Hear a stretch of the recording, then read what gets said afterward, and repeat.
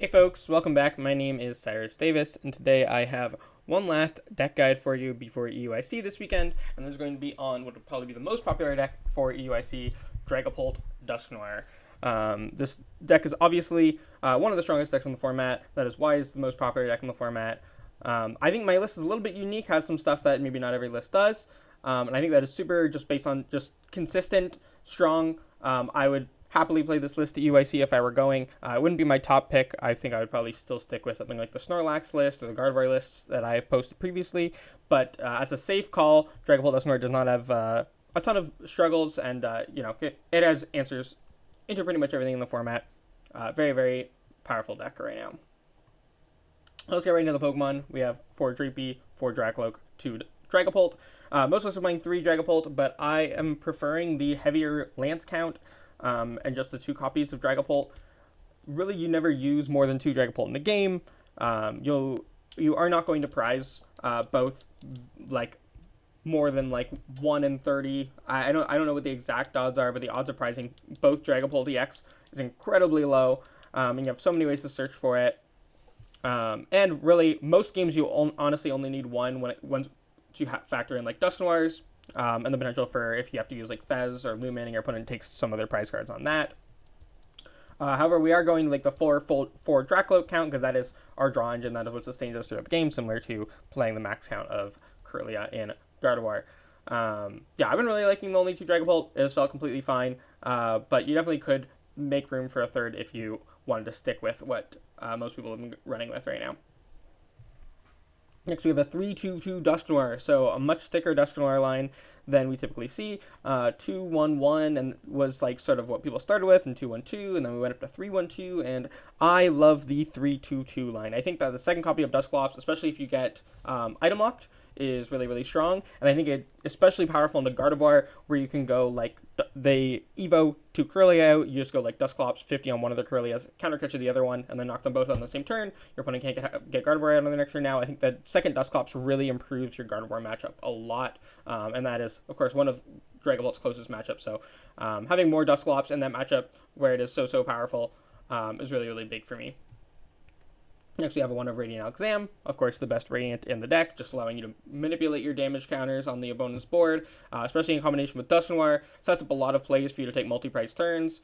Stuff like common plays are like Dusclops on something and then move some of that damage off and take a knockout on 2 Pokemon at the same turn, or you go like Dusknoir on your opponent's active Gardevoir EX, which puts it at 180 health left. So then you Painful Spoons 20 off of it onto a Kirlia on the bench. Now the Gardevoir has 200 health left, exactly in range of Phantom Dive, and the Kirlia on the bench is also, that you move the damage to is also exactly in range of Phantom Dive. So you can knock out both in the same turn.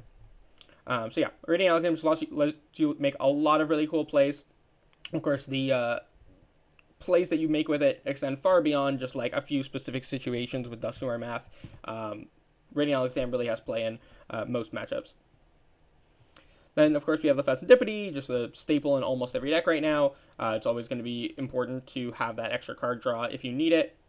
Really, there's just no tool in the format like Fezandipiti EX for just winning you more games because you whiffed what you needed, and at least you have one more chance on a draw 3 with Fez.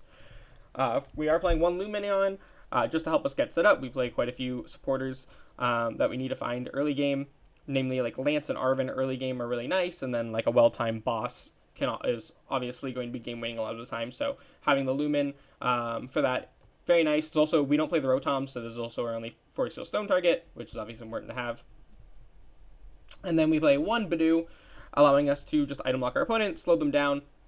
Very important just to make sure that you can have a strong early game. Dragapult lists now are very much built around the idea of using Budew early on, and then using something like Lance to get a bunch of Drakloaks out, get a bunch of Dusknoirs out. Really, the best thing about Budew, like, you could probably still play a deck that just goes like a Pult Pidge build that like just goes aggro, try to get Pult early on, and start attacking more aggressively. But the beauty of Budew with the Dusknoir line is just that when you can start using Phantom Dive at the same time that you get to make some Dusknoir or Dusclops plays, it just allows your early game to be so much more powerful and your opponent's early board to be so much more broken by the time you start attacking. Broken in a bad way, not in the good way. Next, you have supporter. So I'm playing 3 copies of Lance. I really like you just always want to have Lance turn 1 and turn 2. Super, super strong supporter. Obviously, Arven can sort of be another supporter that you can play in those first couple of turns of setup. But Lance has just been really, really beautiful for getting multiple Drakloaks out and just having us the best early game board possible. And we are playing only 3 copies of Arven because I cut the 4th one to fit in a 3rd Lance. Still, obviously, great turn 1 card, getting Poffins and your Stone or your Rescue Board, or we also play Evo in this list, so getting Evo. But with the extra Lance, I mean, we're really happy to find Lance or Arven turn 1. Usually either or will work. And then, of course, Arven does have more utility than Lance sort of in the mid to late game where you can sort of grab Rare Candies or Night Stretcher, Ultra Balls with it. And we have 2 copies of Iono, just a little bit more draw, a little bit more disruption. Very important to have some disruption cards in this deck. And, of course, you want to be able to use these early game if that's the only supporter that you have so that you can draw some cards over playing something like a Roxanne, especially because Dragapult can manipulate into like 4 prize winning turns or even 6 prize winning turns a lot of times. So Iono usually is going to be drawing you more cards than your opponent because you can sort of play from behind and then just take all of your prize cards at once in a lot of games. Just a single copy of Boss's Orders, for the same reason as I was just discussing with Iono. We're a lot of the time able to just use Counter Catcher as freely as we want. Still important to have one boss, especially for close matchups where opponents sort of trying to do the same thing, whether it be Mirror or Gardevoir with like their Adrenabrain tactics. They can also, try to play around Counter Catcher that way, so important to have that one boss for those key situations. Then, of course, it can be game-winning early game. Sometimes there's like a big boss play that you can make that really throws your opponent out of the game. 1 copy of Pressure Turo Scenario. I like the Turo better than the Switch. I know some people like both. Most people just play one or the other. I prefer the Turo. I think it's really easy to use Turo in this deck, especially if you pull off a Lance early because you already have a bunch of Drakloaks out. Usually with the Sparkling Crystal, you're going to be able to like have an extra attachment onto a bench Drakloak at some point. So it's really easy to pull off the Turo play on the Dragapult. And then, of course, there are a lot of games where Turoing up your Lumin or Fezandipiti before your opponent can knock it out is going to be a game-winning play as well. Max copies of Ultra Ball. We want to find Lumin turn 1 as often as we need to, as we want to, really. Lancing turn 1 or Arvening turn 1 is almost always what you want to go for. And then, of course, having as many outs to Dusknoirs, Dusclops, and Dragapults throughout the game, also very, very important. Especially with only 2 Dragapult for Ultra Ball. Beautiful. I suppose if you really wanted to fit the 3rd Dragapult in, that this would probably be like the best cut. I think maybe just go down to 3 Ultra Ball for the 3rd Dragapult. For Buddy-Buddy Poffin, just we want to find these as often as possible in the first turn, as many of them as possible in the first turn. I mean, 2 probably is enough usually, but you want to find these early game as much as possible, so we have to play the max count. Make sure that we set up as consistently as we can. 2 copies of Nest Ball, just a bit of additional search. Really nice to have the option to get Alakazam off of it as well, or Fezandipiti, since we can't search those out with Buddy-Buddy Poffin. So yeah, definitely key to have a couple of copies of Nest Ball, especially off of Arven searches, to search for some of those Pokemon that we otherwise couldn't search for. And then, of course, just additional outstory basics on the first turn so that we can have as strong of starts as possible. 2 copies of Rare Candy, where we play very thick Evolutions lines in this deck. We can a lot of times go games without using any Rare Candy, especially with the double Dusclops. So, we're almost always evolving our Dragapults from a Drakloak. So, really 2 Rare Candy just to pull off some Dusknoir plays, or maybe a turn 2 Dragapult going if you go first, and that's your best play. Nice option to have, but we don't need to go crazy on our Rare Candy count. 2 copies of Night Stretcher. This is another reason that I feel more comfortable playing the only 2 copies of Dragapult. We have, even if we prize one and our first one gets knocked out, we have like the extra Night Stretcher over most lists. And of course, Night Stretcher is very powerful synergy with Dusknoir, getting back our Dusknoir line in pieces when we want them. We also play a pretty slim energy line, so if we have to discard or retreat with too many energies over the course of the game, Night Stretcher can be really clutch for making sure that we have enough resources to close out. 2 copies of Counter Catcher. Like I said, this just usually we can use these pretty freely as long as we play the game in a way that allows us to keep a little bit behind on prize cards to keep our activation of Counter Catchers up. Especially if we're playing against aggro decks, Counter Catcher is always going to be just basically a free gust. 1 copy of Earthen Vessel, just so we have an Arven searchable way to get our energy. And then a single copy of Lost Vacuum. A lot of powerful tools and stadiums around right now. We don't want to be weak to Jamming Tower. We don't want to be weak to Hero's Cape and Gardevoir builds. Can even just be nice to get rid of like a Pokestop in combination with Iono. There's a lot of Bravery Charm floating around, whether it be in Gouging Fire or Miraidon. So yeah, there's just a lot of uses for Lost Vacuum in this format. It's nice to have an Arven searchable way to get rid of a lot of those key stadiums and tools. And some of them, like the Hero's Cape and Gardevoir, for example, can be sort of backbreaking in that matchup for you. Single copy of Artazon as our stadium of choice. You could go with Temple instead. I like the Artazon just for the consistency, especially with Miraidon winning back-to-back majors leading up to this. I think that I'm not as worried about Lugia as maybe I would have been a few weeks ago. So right now, I'm just playing the consistency card, but if you're really worried about Lugia, you can certainly throw in the Temple there instead. We have, pretty heavy Pokemon search count. We're already playing 3 Lance, 3 Arven, 4 Poffin, 2 Nest Ball, 4 Ultra Ball. I just like the little bit of extra consistency, and I feel like the Lugia matchup's still unfavored, even with a single copy of Temple. But I wouldn't feel like the deck is significantly less consistent without the Artazon. So if you just wanted to play the Temple to have more options than Lugia, that would be totally fair. Sparkling Crystal is the ace spec, of course. We're not even playing Crispin in this list, so we're really reliant on a Sparkling Crystal to make sure that we can get our first attack or, chain attacks better. I don't find I ever need Crispin. With Budew, usually you can get just a Dragapult, just 2 attachments manually without even needing a Sparkling Crystal for your first attack. But Sparkling Crystal, of course, is still going to solve those issues in a pinch. I found I was really almost never using Crispin. I found I was using it when I had it a lot of the time, but I didn't need to. Just sort of like getting extra energy on the board that I didn't necessarily need most of the time. 1 Forest Seal Stone.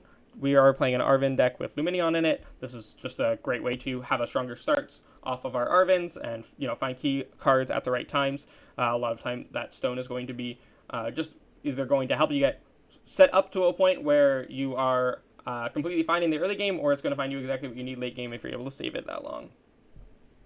Now, I am still running 1 Tentacle Machine Evolution. A lot of people are playing something like a Klefki or a second Budew in this spot.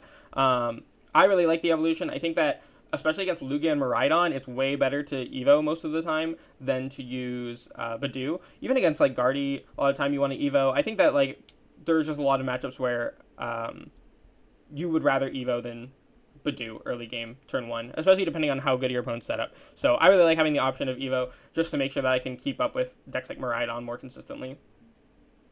One of Rescue Board, most of our Pokemon everyone retreat, so it's nice to have that little bit of extra mobility, saves us an energy attachment, gets our Budew active when we need to, and gives us a way to sort of more safely bench our Alakazam, since we can retreat it for only 1 energy if our opponent tries to stall it in the active, as long as we still have our Rescue Board remaining.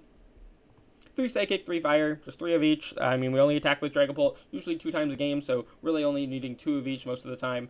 We have the double copies of Night Stretcher as well. 6 energy is a decent amount to find a 1 in the opening hand a solid amount of the time, but of course we're not super reliant on finding energy in our opening hand every game, since we have Rescue Board if we need to retreat into Budew, or we have Sparkling Crystal. But it is nice to have a decent chance of getting a turn 1 attachment to start getting going, or retreat when we need to, or go for an Evo. So 6 is sort of it's a pretty number. It's just as much as we need. I don't think I would ever go lower, but I also don't think you really need to go higher. Now we have our matchups. So we have the Charizard matchup, which is incredibly favorable.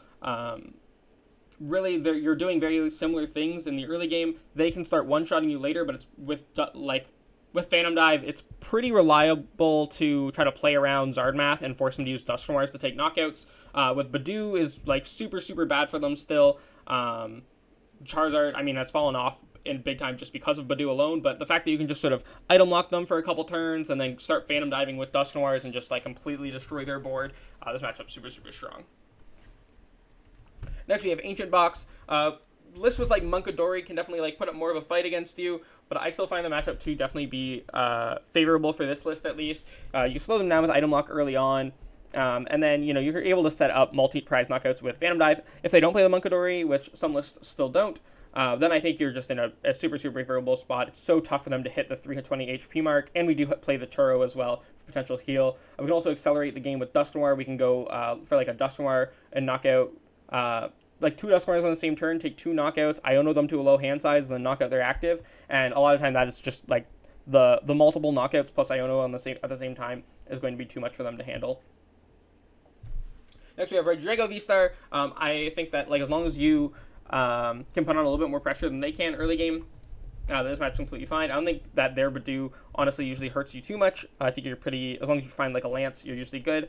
Their deck's much weaker to Budew. You're able to usually curb their ability to put on a lot of pressure early game using your Budew, and then as long as you start, once you start Phantom Diving, if you get the attack off before they do, which I think usually you do if both players are trying to go for like a Budew angle, even if your opponent's not, usually you're going to start getting at least relevant attacks before they do. You know, they might get a Phantom Dive off, but probably just for one prize. They're not going to be able to set up like a 6 prize turn the way that you can on their board of 2 prize, of like relatively low HP 2 prize Pokemon. Next we have Raging Bolt. I like this matchup with Budew. I think you slow them down enough that you'll usually get the first 2 prize knockout. You know, even if they get a turn 1 knockout, as long as you can respond with a Phantom Dive. Really, like, both the Drago and Bolt matchups come down to, like, if you can Phantom Dive before they attack, or at least not necessarily before they attack, but before they take 2 prize cards, then I think you will just consistently win. And then in matchups where you don't Phantom Dive before they get 2 prize cards, you still have way more comeback potential than they do with your slew of Dusknoirs and Ionos to set up multi-knockout turns and disrupt their hand at the same time as you break their board. Next, you have Pult Zard. Similarly to Zard, this is just sort of like a mirror but they have less options because they don't have the Dusknoir pieces. At least Zard Dusknoir has their own Dusknoir to like hit numbers into you, but their Zard, you can like really easily play around their Zard math in this matchup, and so you're basically just playing Dragapult versus Dragapult, but they cannot use, but they don't have Dusknoirs, and Budew's not as effective against them as it is against Zard, but it's still going to be pretty solid early game. And yeah, I mean, even if you just Evo against this and just start attacking a lot quicker than they do, that's always going to be good too. I just think that like with Dusknoir and Phantom Dive, you can pull apart their board really quickly. And they really don't, they're just sort of have less options than you do, in my opinion. If they play the Hero's Cape, that can be a little bit annoying, but we play the Vacuum, so we don't actually have to worry about it. If we didn't play Vacuum, that might shore up the matchup to be a little bit better for them, but since we do play Vacuum, their A-Spec is just kind of null and void if they play the Hero's Cape. Even matchups, we have Gardevoir with Vacuum and the double Dusclops. I think that makes this matchup way better than for typical lists. I think that the Gardevoir Hero's Cape Triple Munkidori list is sort of built to beat Dragapult and Mirror a lot of the time. But this list with the Vacuum and double Clops makes the matchup way better for Dragapult. It may even be slightly favorable, but I think that it's very close. I think that the better player will usually win when these two decks come up against each other in a best of 3 scenario. But yeah, I think you set up a lot of multi-prize turns with Dusclops and Dusknoirs. Like I mentioned with that Dusclops play after they Evo, where you can knock out both of their Curlios right away, or the Dusknoir play with Alakazam, where you knock out Gardevoir and Curly on the same turn. A lot of time you can just use your Dusclops to pick off their Munkidori so that they can't use multiple Adrenabrains. We still have the Turo to heal at some point. I think that it's just with the super thick Dusknoir line, it makes this matchup a lot better because you just pick apart their board way quicker, and then they're way weaker to Iono, since they will just generally have less Curlies and play against you as they're picking them off. Next, we have Cloth. I think that this matchup, you get donked, honestly, quite a bit, because you're opting second blind, and presumably they should be opting first blind. And we do play mostly Pokemon that can get donked by Cloth. So if we open lone Pokemon and they just happen to be going first, usually that's just going to be a loss, right? And I think that's what makes this matchup even. If we set up, it's pretty tough for them. Like, they have to get a black belt knockout on our Dragapult. We can set up, we can play around Fezandipiti really easily. But they do still have switch cards to sort of heal out of Phantom Dive range. They do have the black belt to push for that KO. If they can slow us down with Budew as well if we have sort of a weaker opening. So I don't think it's super as cut and dry as like, oh, if they don't donk you, you're just fine. Budew, even if they don't donk you, Budew with taking knockouts can really win them a lot of games. If you can go for like an Evo play into like a really quick Phantom Dive and then like have another Dragapult ready, maybe even pull off a Turo play at some point. Play around Fezandipiti so that your Ionos hit them harder, and it's harder for them to find like the full combo with Black Belt. And I think you'll be fine, but they definitely will take just a significant number of games off of you by cheesing you with either donks or early game Budew. And that's enough to where even if when both players set up well, it's favorable for you. It sort of evens out the overall win rate because of the number of games that you don't set up as well as they do, and they just run you over too quickly. Next we have Ceruledge. I found this matchup to be pretty close lately, especially if they play Munkidori. They can really keep their board pretty healthy against you.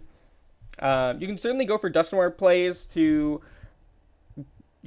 go for multiple knockouts at the same time, but it's pretty hard to knock out multiple Ceruledge. So once they have 2 Ceruledge set up, which they can do pretty quickly, that can be pretty frustrating to deal with if they're doing a lot of damage really quickly. If they just sort of turn 2, Moonlight Shuriken you and get a bunch of energy in the discard pile at the same time, and then they're just sort of hitting 320 after that, it can be really, really tough to deal with. Budew can slow down either player on either side at the very beginning of the game because both players play the Budew. And of course, like I said, Munkidori is going to help them stay as healthy as possible. I think it really just depends on how many support Pokemon they need to bench to set up. If they need to rely on Fezandipiti at any point, or Squawkabilly, or you're able to counter catcher their Palkia with no energy on it after they Moonlight Shuriken and they miss the Jet Energy off of Iono, then you can sort of get ahead in the exchange there. Sometimes they might have Ceruledge active and a Charcadet on bench, and they don't get another Ceruledge EX out, and you're able to go for Dusknoir double knockout with Alakazam.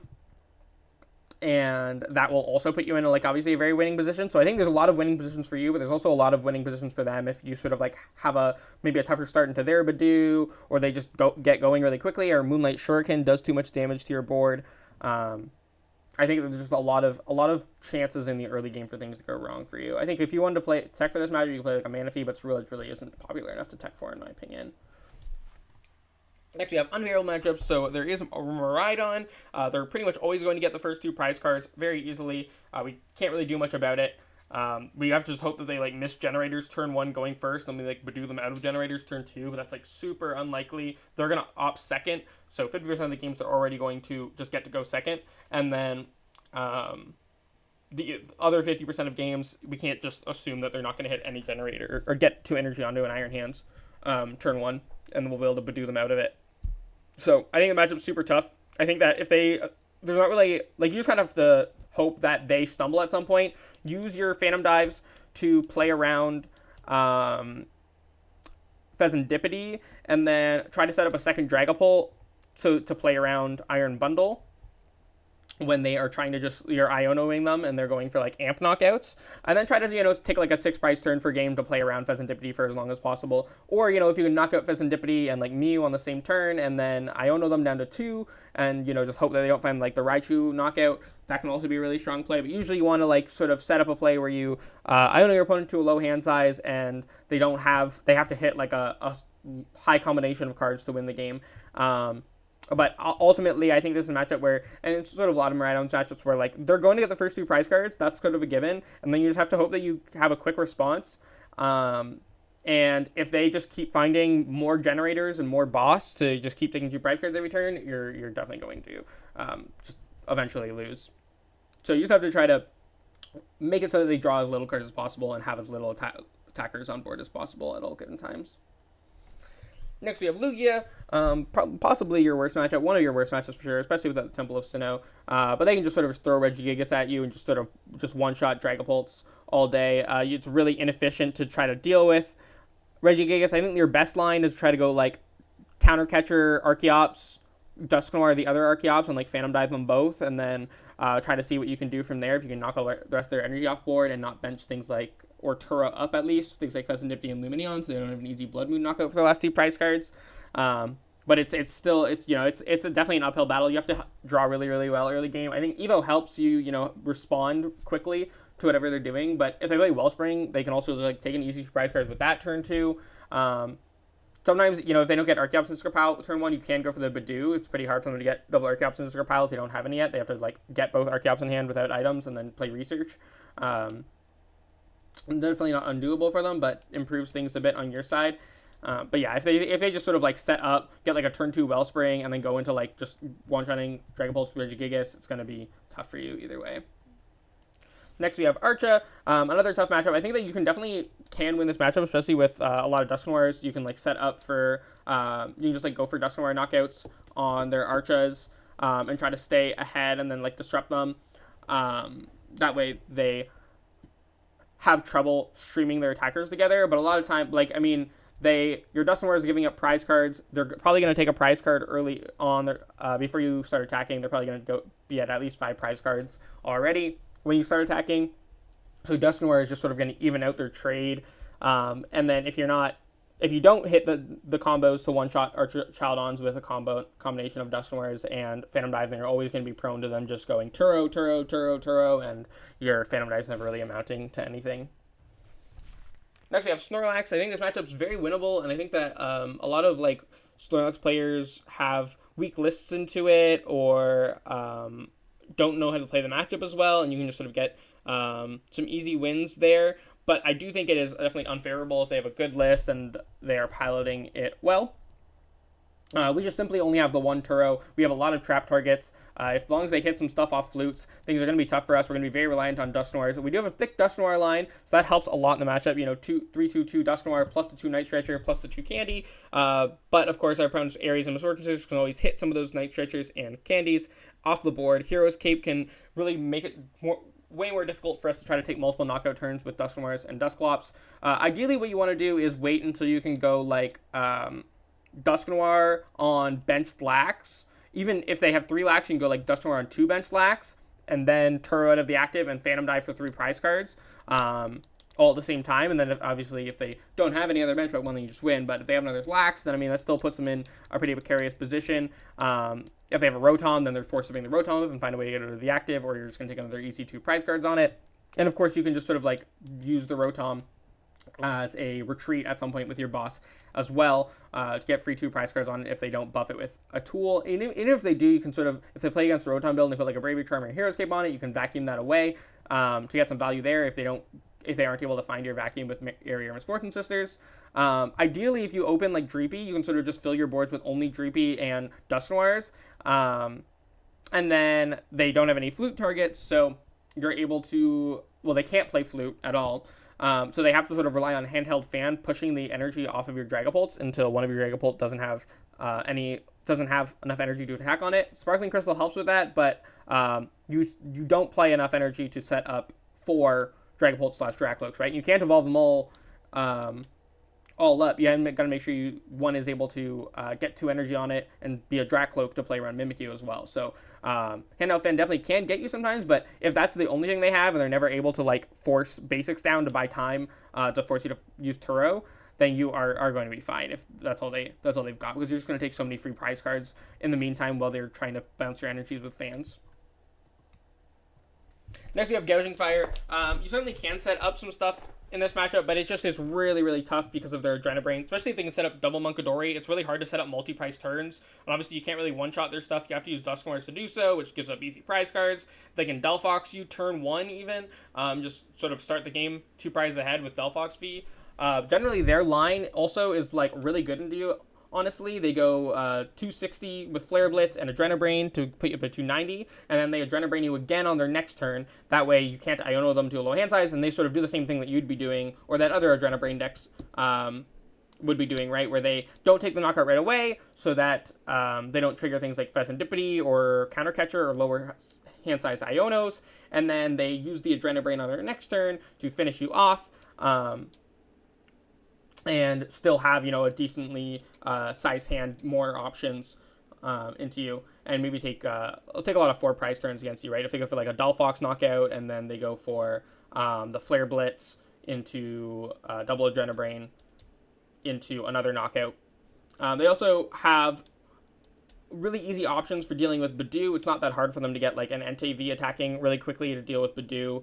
Their Bravery Charms and Adrenabrains are really just going to make it really tough for you to actually knock stuff out if they find. They also have the one of Switch Cart for a little bit of extra healing. So the amount of healing and Bravery Charms they have, if they can just sort of time those at the right times, they just make it super, super hard for you to actually seal up knockouts without swinging twice into the same thing with Phantom Dive in the active. So yeah, I mean, you basically just have to hope that your Dusknoirs and Ionos will stick. I think this is possibly one of your hardest matchups. Just hoping that you're able to disrupt them out of a key. Maybe you knock out a Munkidori and Iono them at the same time, or they don't have enough energy to attack and they aren't able to find the switch out off an Iono. Their deck is really good at doing what it does, but you sort of have to hope for the best and hope that you're able to make them miss at some point. But that's it. I mean, I think that taking a bad matchup into Miraidon is not great. I think that taking bad matchups into the other four are there, all combined, that's like a pretty relevant threat. I think that like none of these decks are going to be like top 3, but it's certainly they are good decks. I think that you're having good matchup, or your good matchups honestly aren't super popular. Your even matchups, like Gardevoir, is obviously a matchup that you have to worry about a lot. And then, of course, you're being even into other Dragapults, which is going to be the most popular deck in the room, is also really nice. I think the nice thing about Dragapult is just that you always can outskill your opponents. The deck is super consistent and has so many options, no matter which of these matchups you hit. The only matchup on here that I would actually, really not feel good about my opponent flipping over is like Lugia or Gouging Fire. I think even if I hit Miraidon, Snorlax, Archa, I'd feel like, if I'm the better player, I can probably work something out with this build of the deck. The thick Dusknoir line is super strong. You just have so many options with Phantom Dive. You can also play the Temple to have a bit of a better Lugia matchup. But I think, yeah, I mean, that's the big thing. I mean, it's like Regidrago last format didn't have it, had quite a few matchups that weren't maybe super dominantly positive for it, but it doesn't have like hard losses to most things. I think Lugia and Gouging Fire are the deck's worst matchups, but everything else is like 40-60 on the lower end, and then of course you sort of just crush a lot of those decks in the favorable column. That's everything for today. I hope you enjoyed. If you like this video and want to check out my socials or any of my other content, that'll be in the link tree below. I hope you have a great night. Thank you for watching.